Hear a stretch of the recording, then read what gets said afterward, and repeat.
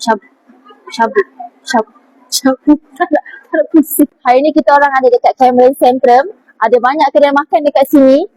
Tapi hari ni, malam ni kita orang nak try dekat kedai ni.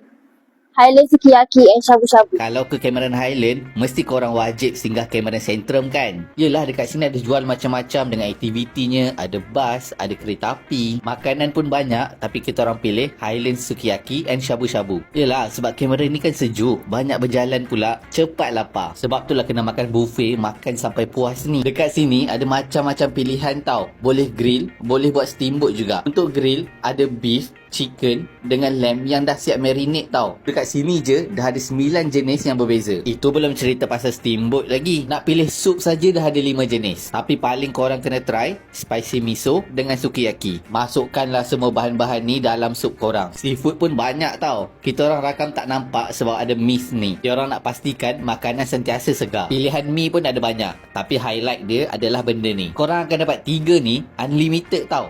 Australian beef, chicken dengan lamb. Ini import dari Australia tau, tapi sah halal. Dekat Cameron ni sebenarnya banyak je steamboat. Tapi korang tak boleh dapat yang macam ni. Shabu Shabu, Shabu, Shabu, Shabu, Shabu. Tak pusing. Macam biasa, dekat sini sos buat sendiri, tapi tak payah confuse dah sebab diorang dah bagi resepi dekat sini.